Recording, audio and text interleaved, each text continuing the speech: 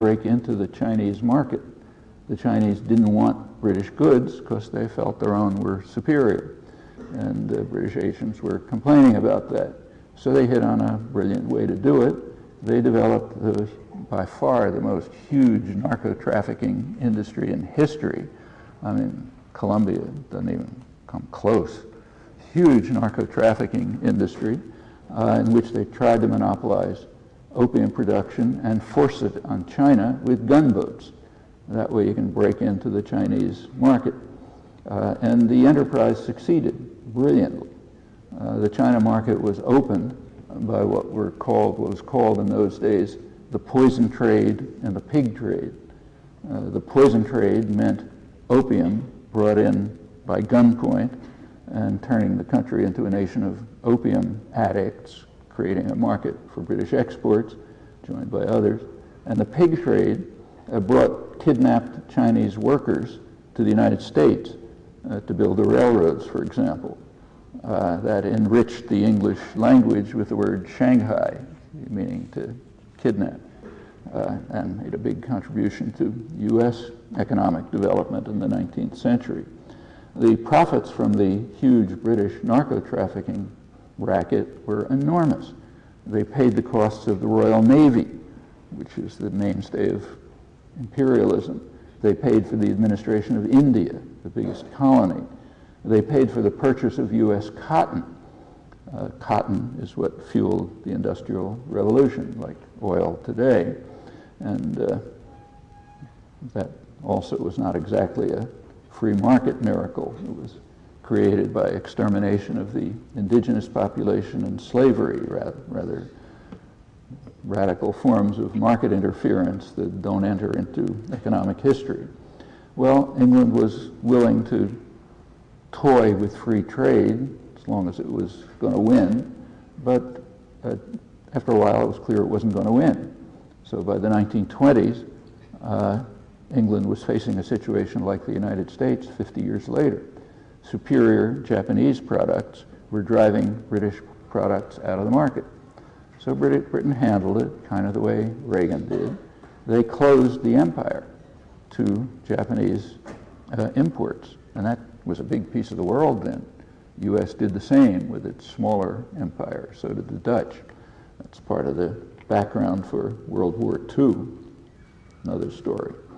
And then notice it's similar to the Reaganite intervention to reindustrialize America in the face of Japanese competition in the 70s.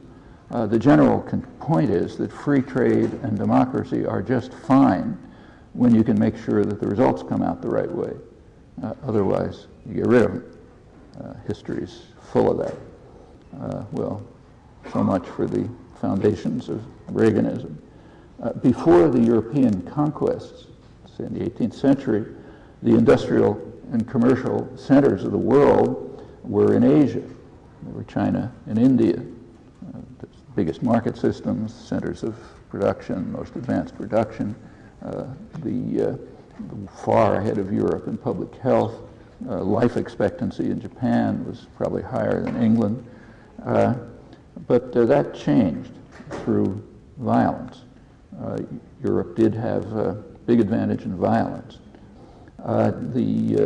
England was able to catch up in textiles and other manufactures after destroying superior Irish and later Indian competitors by force, also borrowing their superior technology by means that are now called piracy and are banned in the international trade agreement, or kicking away the ladder.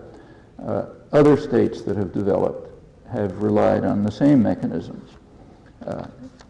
There's one country outside of Europe and its offshoots that succeeded in developing, namely Japan, which is also, not by accident, the one country that was able to resist colonization and liberalization and retained its sovereignty.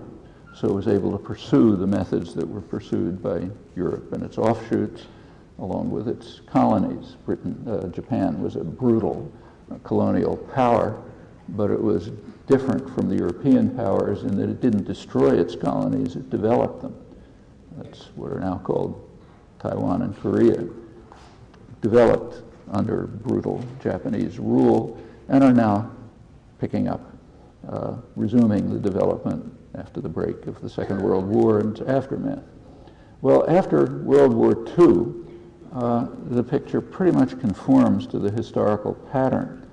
There have been two phases, roughly 1950 to 1975, 1975 for the present, not exact, but approximately. The first phase, designed at Bretton Woods, was designed under great popular pressure for social democracy, in fact, for much more radical measures of democracy and social welfare. And the system was designed to leave these options open. So the system was designed with capital controls, the regulated currencies, the government programs in the third world to stimulate production. It's called import substitution. And that continued roughly into the mid-70s.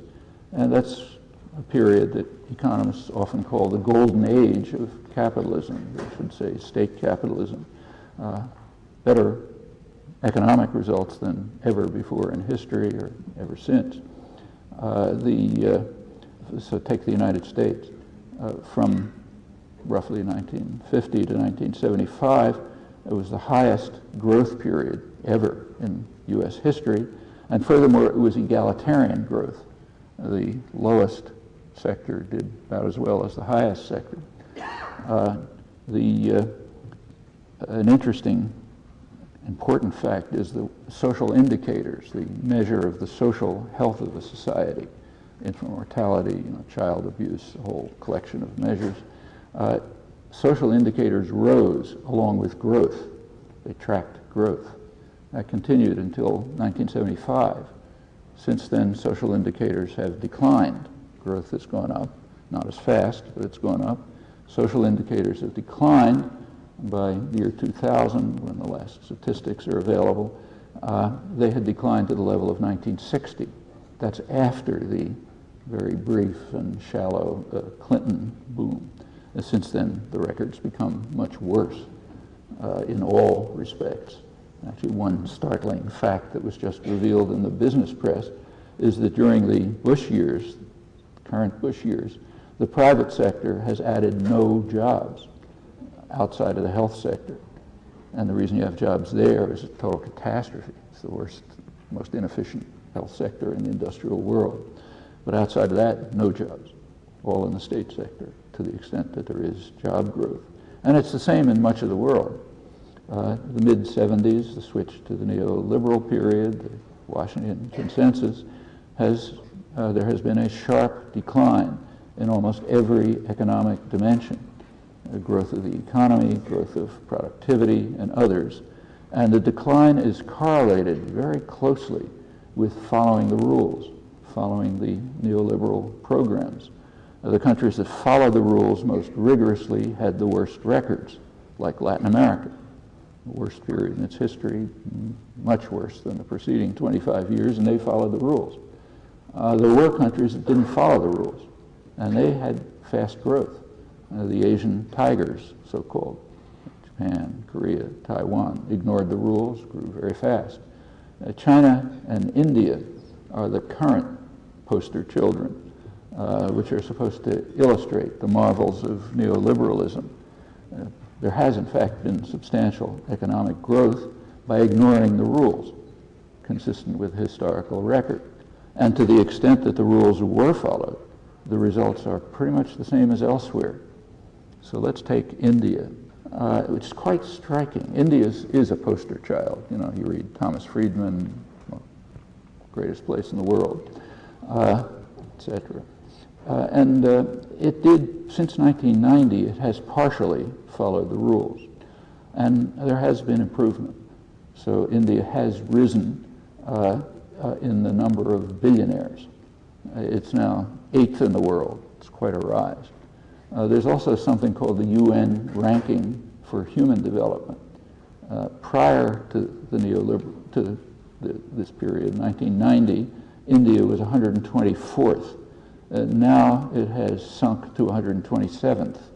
That's after the miracle.